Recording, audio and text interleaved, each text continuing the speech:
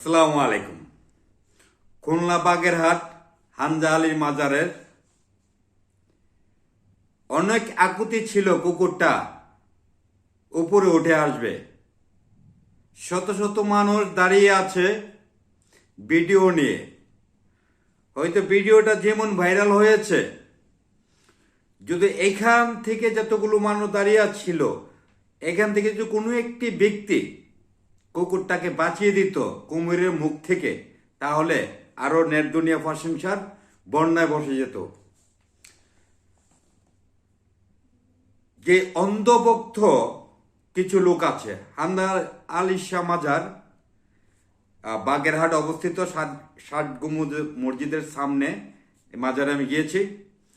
অনেক অন্ধভক্ত যে লোকগুলো আছে, বিভিন্ন পশু পাখি, ছাগল, খাসি এগুলো জীবিত নিক্ষেপ করে কুমিরের মুখে ছুড়ে দেয়। এই আল্লাহ পাক রাব্বুল আলামিন যেটাকে আমরা বিধান করেছেন, মনে করেন আজকে জীবিত অবস্থায় আপনার শরীরের চামড়াগুলো যদি ছিঁড়ে নেয়, তাহলে আপনার কতটুকু জ্বালা যন্ত্রণা ভুগতে হবে। আল্লাহ বিধান করেছেন গরু, ছাগল, মুরগি জবাই করে খাওয়ার জন্য। হ্যাঁ, কুমিরের খাবার দিবেন, জবাই করে কুমিরের মুখে দিতে পারেন।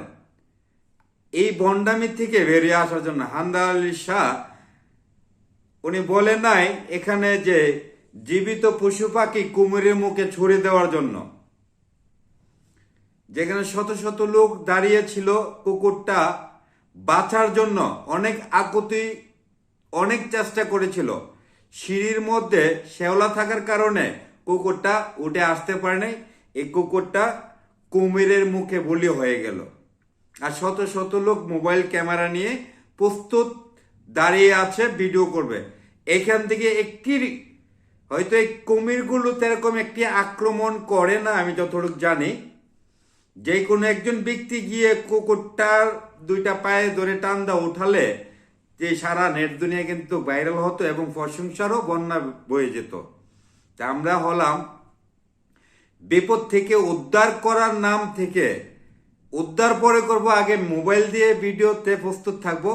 এবং যারা জীবিত পশু পাখি দিচ্ছেন, আপনি জীবিত থাকা অবস্থায় আপনার শরীরের চামড়াটা একবার ছিঁড়ে, টান্দা ছিঁড়ে দেখেন কতটুকু ব্যথা লাগে। হ্যাঁ, আল্লাহ বিধান করেছেন গরু, ছাগল, মুরগি জবাই করে খাওয়ার জন্য। জবাই করে বিধান অনুযায়ী আপনি কুমিরের মুখে দিতে পারেন। কে এই বিধান বলেছে জীবিত মুরগি, জীবিত ছাগল, এই পশু পাখি কুমিরের মুখে দেওয়ার জন্য? এই ভণ্ডামি থেকে বাগেরহাটবাসী অনেক ভদ্র মানুষ, আপনারা এগুলো থেকে মাজারটার ঐতিহ্য ধরে রাখুন।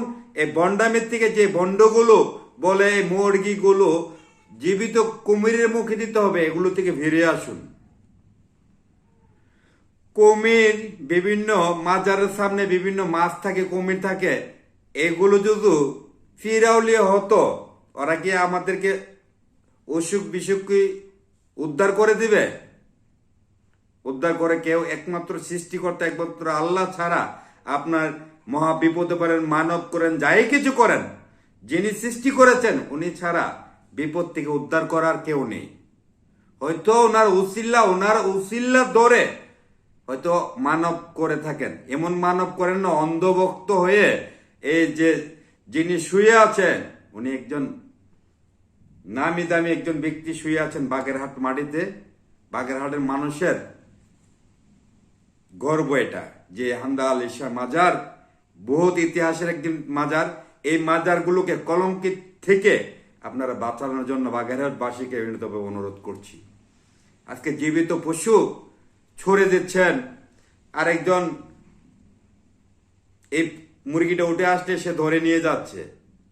এই মুরগিটা মানব করেছেন, মাজারে এসে একটা মাজারে মুরগি দিবেন। এই মুরগিটা জবাই করে ফকির, মিসকিন, ইতিম আছে মাজারের আশেপাশে অনেক লোক আছে, তাদেরকে একমুট করে তাবারক দিয়ে দেন। আপনি মানবের থেকে মানব করেন এভাবে, আমি এই মুরগিটা মাজারে গিয়ে জবাই করে ফকির মিসকিনকে খাওয়াবো। কুমিরকে দেওয়ার ইচ্ছা থাকলে জবাই করে কুমিরটাকে কুমিরের মুখে দেন। জীবিত পশু পাখি দেওয়া থেকে বিরত থাকার জন্য আহ্বান জানাচ্ছি। আজকে জীবিত যে এত বড় কুকুরটা, যে কুকুরটাতে কুমিরে নিয়ে গেছে, সে বাচ্চার জন্য যে একটা আর্তনা ছিল তার, আর মানুষ নামে কুকুরগুলো দাঁড়িয়ে আছে।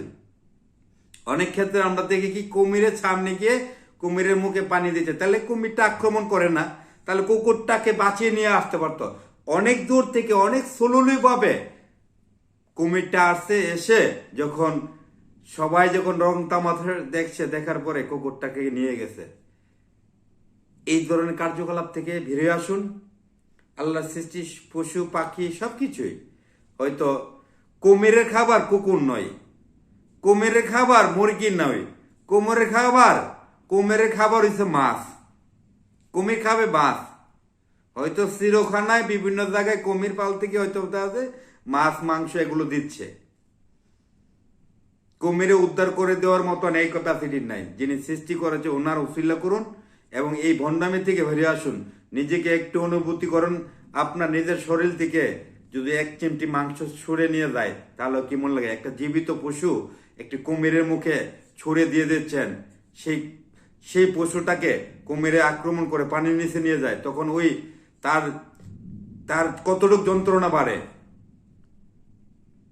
আমি আশা করি মাজার পক্ষ যারা আছেন, মাজার পরিচালনা যারা করছেন, জীবিত পশু পাখি কুমিরের মুখে দেওয়া থেকে বিরত থাকুন এবং এগুলো থেকে বেরিয়ে আবার যারা মানব করছেন, হ্যাঁ মাজারে মাজারে অনেক পীর ফকির অনেক দরিদ্র মানুষ থাকে, তাদেরকে জবই করে তাদেরকে খাওয়াই দেন, সোয়াব দিবে, হ্যাঁ মাজারে গিয়ে আমি এটা জবই করব। এই বন্ডমি থেকে বেরিয়ে আসুন। এই বাংলাদেশে যত পীর মসজিদ যত কিছু আছে বাংলাদেশে, বিশ্বের মধ্যে এত মাজার মজার কোনো কিছু নাই। হ্যাঁ অলিয়াল্লাহ আছে, 360 জনের মাজার আছে, জিয়ারত করেন, দূর থেকে নামাজ পড়েন, মসজিদে গিয়ে ইবাদত করেন, সালাম জানান।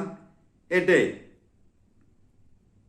যে কালচার থেকে, বন্ডমি কালচার থেকে বেরিয়ে আসার জন্য সকলকে আহ্বান জানাচ্ছি।